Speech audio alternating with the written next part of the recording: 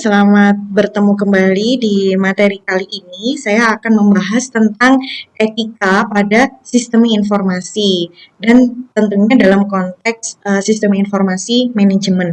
Nah, ternyata tidak hanya perilaku kehidupan sehari-hari itu ya yang memperhatikan etika, tetapi di dalam mengoperasikan atau menggunakan atau berbisnis soal sistem informasi pun itu ada etikanya. Nah, di sini etika yang dimaksud dalam hal ini itu adalah memperhatikan wewenang. Wewenang di sini maksudnya adalah hak dan kewajiban para aktor atau pengguna yang terlibat dalam sistem informasi. Jadi seperti yang saya jelaskan pada materi-materi sebelumnya, bahwa sistem informasi itu kan dibagi aksesnya, ya kan? Misalkan bagian keuangan dan bagian akademik gitu. Bagian keuangan dia memiliki wewenang sendiri dan bagian akademik juga memiliki wewenang sendiri. Yang mana bagian akademik itu tidak boleh untuk memanipulasi atau mengoperasikan data yang seharusnya dipegang oleh bagian keuangan. Begitupun sebaliknya, bagian keuangan juga tidak bisa mengubah data yang seharusnya diolah atau diubah oleh bagian akademik. Nah, kayak gitu.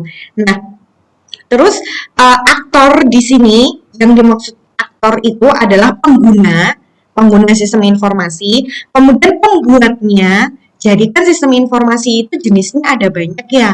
Ada sistem informasi yang kita request. Jadi sistem informasi itu diciptakan karena kita sendiri yang mau.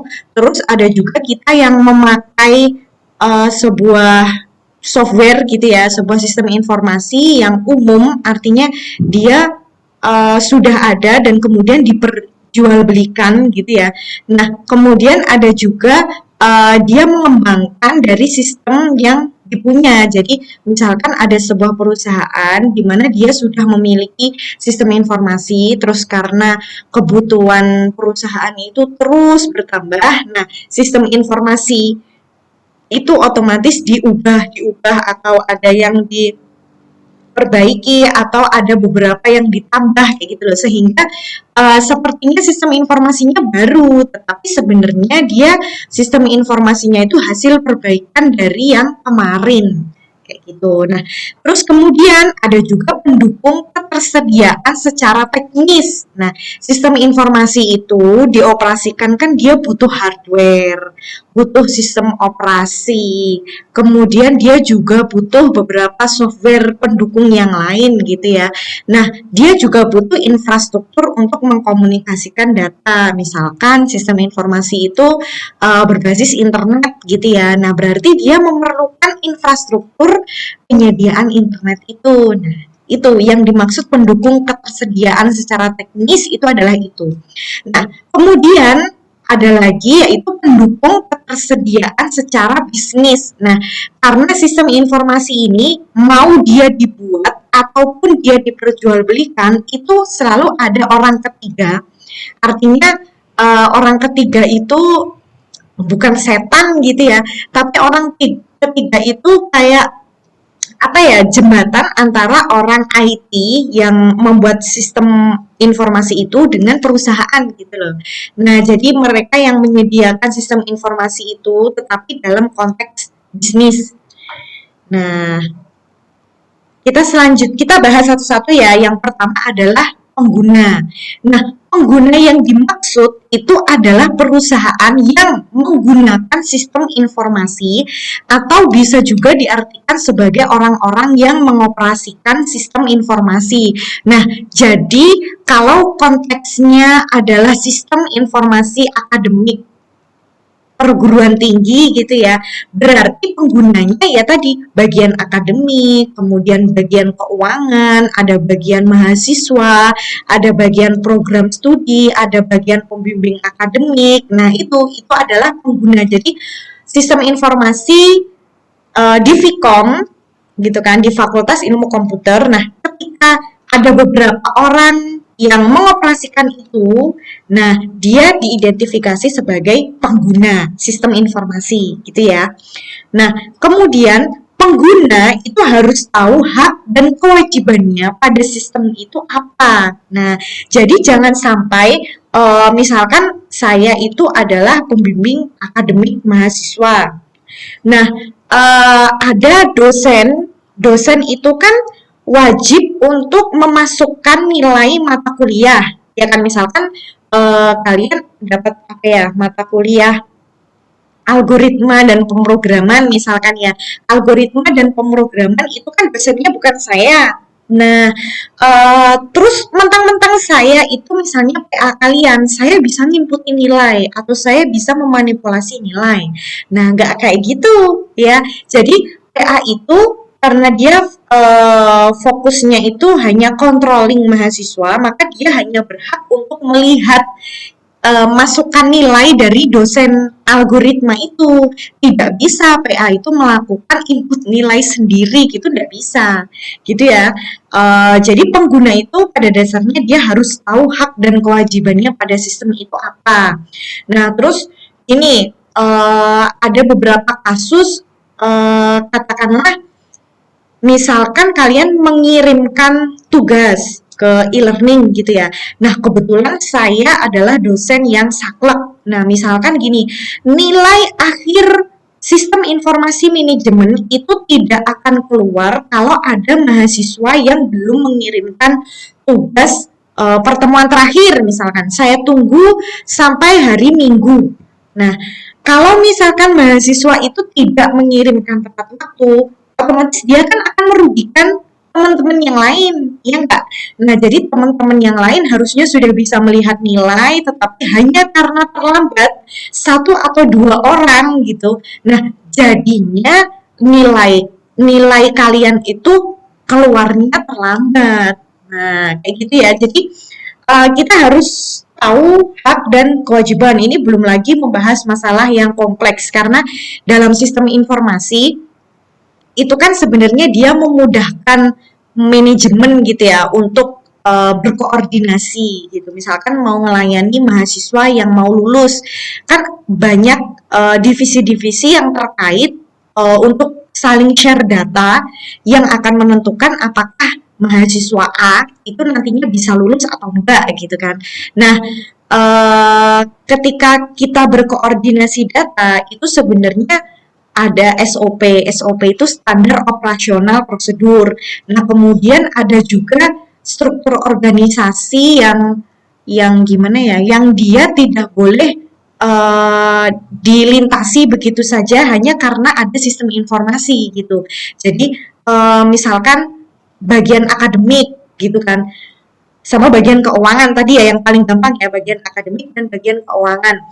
Hanya karena mereka sudah mempunyai sistem informasi, itu bukan berarti bagian akademik bisa ngikut-ngikut di urusan keuangannya mahasiswa, dan begitu pun bagian keuangan mentang-mentang sudah ada sistem informasi yang datanya itu menjadi satu, itu tidak lantas bagian keuangan itu bisa ngikut-ngikut atau mengubah-ubah data akademik mahasiswa gitu loh.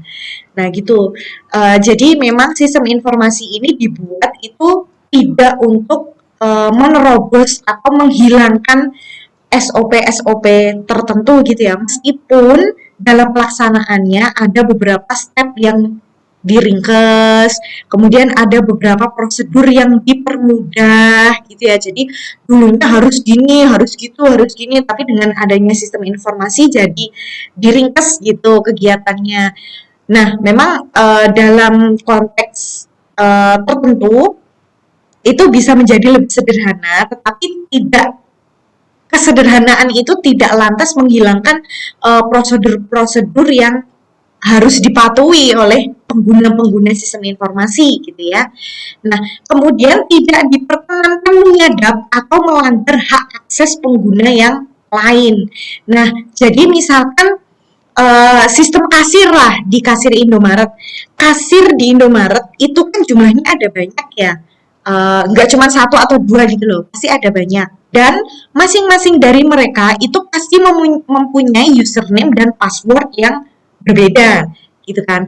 Nah, itu tidak diperkenankan terus kita bagi-bagi username sama password gitu ya. Nah, misalkan saya jadi kasir di salah satu supermarket gitu ya. Terus saya tidak masuk tetapi username dan password saya digunakan sama kasir yang lain dan itu disalahgunakan. Misalkan tidak ada transaksi, sebenarnya tidak ada transaksi, tetapi diada-adakan. Nah, akhirnya apa? Saya selaku kasir yang tidak masuk hari itu akan nombok. Karena data transaksi itu kan tercatat ya, ini transaksi ini tuh yang nangani kasir atas nama Hanifah. Terus kemudian transaksi yang ini tercatat yang menangani adalah kasir B misalkan kayak gitu. Jadi ketika ada kesalahan itu akan sangat mudah untuk eh, ditelusuri siapa yang harus bertanggung jawab akan hal itu gitu. Nah, jadi dari sisi pengguna meskipun sama-sama partner atau sama-sama kedudukannya itu sejenis gitu ya, misalkan sama-sama kasir atau sama-sama program studi, misalkan kayak saya dengan Bu Fihi atau Pak Rudi ataupun Pak Joni gitu ya. Meskipun kita sama-sama pengelola program studi, tetapi saya itu hanya berhak untuk tahu anak SI saja. Untuk yang anak MI, anak TK, dan anak TI itu bukan wewenang saya, gitu loh. Jadi meskipun sama-sama ya sebenarnya sama-sama program studi, tapi ya tetap beda. Kalau saya dan Pak Eko pegangnya adalah SI, berarti ya saya hanya berhak di SI saja gitu bersama Pak Eko. Dan untuk yang lain ya jadi apa namanya tanggung jawab atau jadi kewenangan program studinya masing-masing gitu. Nah, kemudian adapun pada konteks perusahaan yang menggunakan sistem informasi, tidak menggunakan sistem tersebut untuk menyerang atau mencuri data atau mengekstrak informasi yang merugikan banyak pihak. Nah, ini misalkan itu terjadinya fraud atau curang. Jadi perusahaan itu membuat sebuah sistem informasi yang sengaja digunakan untuk memanipulasi data atau informasi yang salah. Nah, harusnya kan yang namanya sistem informasi itu kan mempermudah kerja gitu ya, mempermudah kerja kita dalam eh, pelaporan, kemudian dalam pelayanan gitu. Nah, tetapi ada beberapa konteks perusahaan itu yang memanfaatkan sistem informasi untuk curang bersama-sama memang. Ini biasanya terjadi pada perusahaan-perusahaan cabang yang biasanya diberikan otoritas penuh sama perusahaan induk. Nah, jadi misalkan kayak laporan keuangan atau sisi akuntansinya yang di markup. Jadi harusnya pemasukannya itu adalah 10 juta, tetapi di sistem itu yang dimasukkan di sistem itu hanya 5 juta. Nah, kayak gitu ya. Terus yang 5 juta hilang kemana gitu. Nah, itu kan yang jadi pertanyaan. Nah, jadi dari sisi orang ke orang ataupun dari sisi perusahaan ke masyarakat gitu ya ataupun dari bawahan ke atasan itu ada etika yang harus dipenuhi seperti ini gitu. Nah, selanjutnya adalah pembuat. Nah, di sini sistem informasi itu dibuat oleh beberapa orang dan orang-orang ini biasanya diikat oleh perjanjian kerja. Nah, memang konteks sistem informasi perusahaan itu tidak mungkin dikerjakan oleh satu orang programmer saja, tetapi biasanya melibatkan banyak sekali orang gitu ya. Ada yang menganalisis, kemudian ada yang merencanakan, bahkan untuk terjun ke coding untuk programmer itu biasanya karena sekarang basisnya udah framework gitu ya. Jadi ada yang mengerjakan modul ini, ada yang mengerjakan prosedur ini, ada yang mengerjakan function ini seperti itu. Kemudian belum lagi kita membahas ada desainernya, desainer interface atau desainer basis data dan lain sebagainya. Jadi memang biasanya sistem informasi ini dikerjakan dengan tim. Nah, tim ini biasanya diikat oleh perjanjian kerja, baik perjanjian tempat mereka kerja ataupun perjanjian dengan perusahaan yang dibuatkan sistem informasinya gitu ya. Jadi orang tim itu, tim kerja itu biasanya kan ada badan atau lembaga yang menaungi gitu loh. Nah, jadi selain tim itu tadi diikat oleh lembaganya, dia itu juga diikat oleh uh, perusahaan yang minta dibuatin sistem informasi kayak gitu. Nah, kemudian para pembuat ini itu tidak boleh menyalahgunakan sistem meskipun ia tahu di mana celahnya, gitu ya. Jadi apa ya? Karena dia kan membuat mungkin sudah disetting gitu ya pada beberapa waktu ke depan sistem ini akan error dan lain sebagainya. Jadi errornya itu error disengaja atau memang sengaja disetting oleh programmer itu tidak boleh ya, jadi tidak etis dari segi etika.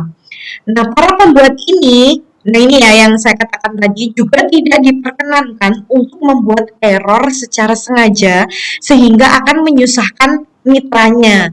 Nah, jadi dalam kasus tertentu itu memang ada beberapa programmer yang nakal seperti ini. Jadi tujuan dia membuat error secara sengaja itu supaya kelak dia akan dipanggil kembali untuk menangani sistem informasi ini gitu. Ketika dia dipanggil kembali dan membenahi, kan tentunya ada biaya perawatan yang harus dikeluarkan oleh perusahaan. Nah, itu biasanya terus dia kan akhirnya bisa jadi dapat duit karena itu. Nah, kayak gitu ya. Jadi ada beberapa kasus programmer yang nakal seperti itu. Jadi sebenarnya ini nggak etis secara hukum ya, meskipun misalkan orang lain non IT itu menganggap ketika sistem informasi error itu ya alami gitu, memang karena ya namanya sistem itu memang biasa error gitu loh. Tetapi untuk kita yang orang IT dan tahu ketika error itu disengaja dan itu nggak etis, ya sebisa mungkin untuk dihindari. Memang harus dihindari ya untuk hal-hal seperti itu karena merugikan, sangat-sangat merugikan orang lain atau dalam hal ini adalah mitra kita. Gitu. Nah, kemudian yang selanjutnya adalah pendukung ketersediaan secara teknis. Nah, pendukung ketersediaan secara teknis ini merupakan mitra ketiga yang menjembatani antara sistem informasi dengan pembuat. Nah, ini ya, pembuat sistem informasi. Jadi tim tadi loh, tim yang membuat sistem informasi tadi itu kan bergabung dalam sebuah lembaga. Nah, jadi lembaga itulah yang merupakan pihak ketiga. Misalkan UDB request sistem informasi ke software host. Nah, di sini pendukung ketersediaan secara teknis itu adalah software hostnya itu. Gitu. Nah, ini ya, misalkan di sini ada software host, kemudian penyedia jasa cloud computing, kemudian penyedia jaringan, dan lain sebagainya. Nah, aktor ini wajib menjaga keamanan privasi dari pengguna sistem informasi atau perusahaan yang membutuhkan sistem informasi. Karena gini, dalam membuat sistem informasi atau saat kita menganalisis sebuah solusi gitu ya dari permasalahan yang ada di perusahaan, itu biasanya kita jadi tahu permasalahan-permasalahan yang ada di sebuah perusahaan. Nah, misalkan saya ini adalah penyedia software host gitu ya. Nah, saya menyelesaikan permasalahan di UDP. Saya membuat sistem informasi di UDP misalkan. Nah, terus setelah itu saya uh, dipanggil oleh universitas yang lain. Misalkan universitas yang lain itu dia juga menginginkan sistem informasi seperti kita, gitu, seperti punya UPB. Nah, itu nggak etis buat saya membongkar seluruh permasalahan UDB ke mereka, gitu. Jadi kita tuh sebagai software host itu hanya berhak untuk ngomong, jadi oh iya kemarin UDB itu juga menggunakan sistem dari kita loh gitu. Terus alhamdulillah kerjasama dengan UDB bagus. Kemarin akhirnya sistem informasinya bisa diselesaikan dan diimplementasikan dengan baik. Nah, seperti itu. Jadi hanya sebatas oh iya UDB itu pernah eh, apa namanya, bikin sistem informasi ke kita gitu, tapi dalam-dalamnya permasalahan dan lain sebagainya itu nggak perlu untuk dibongkar ke mitra gitu ya, terus dibanding-bandingin, oh ya berarti punya kamu bagus dong, kemarin yang UDB itu masa mintanya kayak gini karena kebutuhannya tuh kayak gini, nah itu udah nggak etis, jadi malah gibah ya. Seperti itu. Jadi eh, atau misalkan kayak cloud computing di sini ya, kan kita juga harus menjaga keamanan privasi dari pengguna sistem informasi. Jadi bagian akademik itu juga harus dijamin privasinya dari segi keamanannya, mungkin passwordnya harus dienkripsi atau apa gitu ya.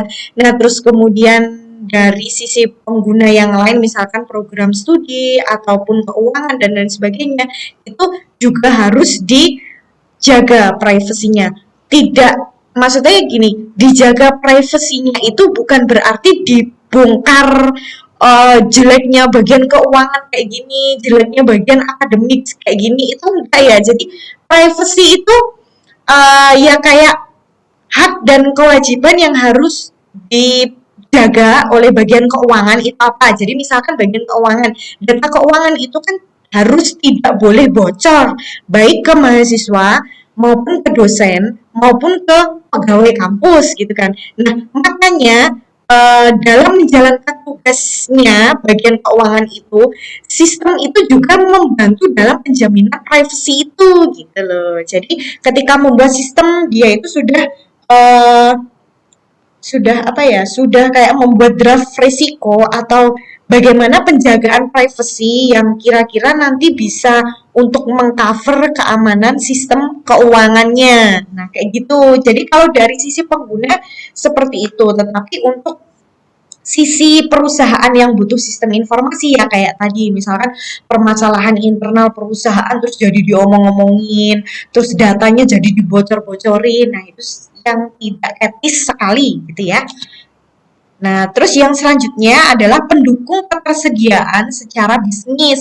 Nah, pendukung ini merupakan perusahaan-perusahaan yang mendistribusikan sistem informasi apabila sistem ini dijual belikan untuk umum atau untuk banyak perusahaan gitu. Nah, terus yang selanjutnya adalah tidak menduplikasi atau mengcopy sistem informasi secara ilegal. Nah, kalian tahu Zahir nggak? Zahir software accounting yang paling terkenal gitu ya di Indonesia. Nah, Zahir Accounting itu dia kan sudah mempunyai sistem informasi akuntansi atau sistem informasi keuangan seperti itu. Nah, dia itu kompatibel untuk perusahaan-perusahaan yang ada di Indonesia. Nah, apa namanya, selain dia membuat secara umum, dia pun juga mendistribusikan sistemnya itu secara umum juga gitu loh. Nah, mungkin ada beberapa kondisi yang memungkinkan Zahir itu bisa tahu kondisi keuangan masing-masing perusahaan yang membeli gitu ya. Misalnya loh ya, ini misalnya. Atau kalian misalkan membuat sistem informasi keuangan yang basisnya online gitu kan. Meskipun itu kompatibel, tetapi Anda selaku programmer atau selaku super admin itu kalian bisa tahu seluruh user gitu ya, maksudnya seluruh orang atau seluruh perusahaan yang menggunakan data Anda gitu ya, itu tidak etis apabila mengeluarkan data tersebut tiba-tiba gitu ya ke masyarakat atau ke pesaingnya atau ke apa ya, ke lembaga-lembaga audit tertentu gitu ya, meskipun Anda tahu kalau ada kesalahan di perusahaan itu tetapi tidak sewajarnya untuk membuka privacy, apalagi untuk keuangan dan akuntansi itu kan sifatnya memang sangat rawan gitu ya. Nah, terus yang kedua juga tidak menduplikasi atau mengcopy sistem informasi secara ilegal. Jadi misalkan saya adalah distributornya Zahir. Nah, biar customer-customer saya ini tidak kemahalan untuk membeli Zahir gitu kan. Terus saya mengcopy atau menduplikat secara ilegal terus saya jual dengan harga yang lebih murah. Nah, kayak gitu. Jadi nggak boleh ya. Nah, terus kemudian tidak membongkar privasi perusahaan-perusahaan yang menggunakan sistem informasi tersebut. Nah, ini seperti yang saya katakan tadi gitu ya. Jadi, misalkan Anda memakai Google selama ini gitu kan, untuk penyimpanan data atau untuk bertukar data, misalkan untuk bikin email, kemudian untuk login ke e-commerce. Nah, itu tidak lantas si Google itu mentang-mentang dia punya datanya kalian, terus si Google itu jadi berhak untuk menyebarkan data-data kalian. Nah, kan nggak seperti itu ya. Nah, seperti itu. Nah, ini oke, kita next. Itu tadi sekilas tentang etika dalam sistem informasi. Nah, sekarang saya mau ngasih tugas nih. Tugasnya nggak ada di materi ini ya, tetapi nanti kalian akan sepanjang kalian berkelana cari-cari artikel di Google, kayaknya pasti seru nih soal ini. Nah, jadi intronya nih adanya internet dan teknologi pendukungnya itu akan memungkinkan banyaknya terjadi ancaman-ancaman pada sistem. Nah, iya kan? Jadi ancaman hacker, kemudian ancaman untuk di-copy secara ilegal. Nah, kayak gitu loh.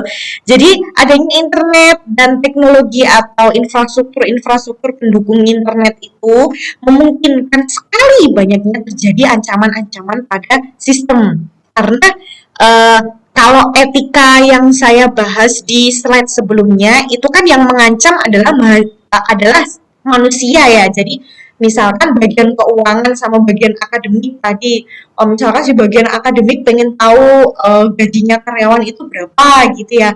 Nah, terus bagian akademik itu jadi mengadap atau sengaja masuk dengan username dan passwordnya bagian keuangan. Nah, kayak gitu. Dari sisi manusia. Nah, tetapi di sini juga perlu diketahui bahwa ada ancaman-ancaman lain selain manusia, gitu ya.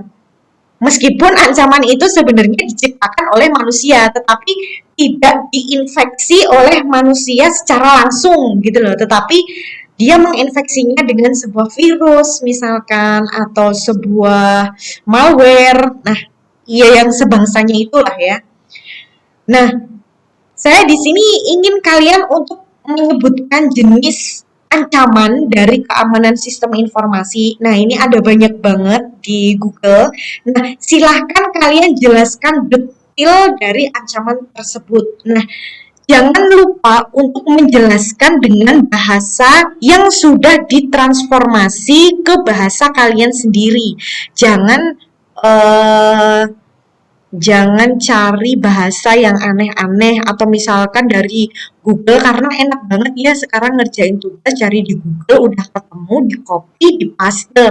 Jangan seperti itu, tapi kalian juga membaca, memahami kasus-kasusnya. Nah, nanti bisa disimpulkan karena sebenarnya kasus dari keamanan sistem informasi ini itu sudah sangat banyak dibahas gitu. Nah, kerjakan dalam bentuk file DOC atau DOCX, kemudian silahkan dikirimkan ke email dalam bentuk PDF.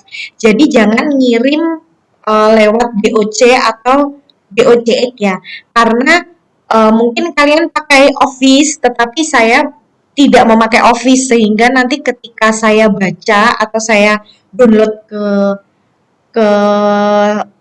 punyanya saya, ke laptopnya saya, nanti kemungkinan format-format itu ada yang berubah gitu. Nah, untuk menjembatani kemungkinan-kemungkinan seperti itu, maka saya meminta untuk dikirimkan dalam bentuk PDF saja. Gitu ya. Oke, untuk materi hari ini sekian dari saya, sampai ketemu di materi yang selanjutnya.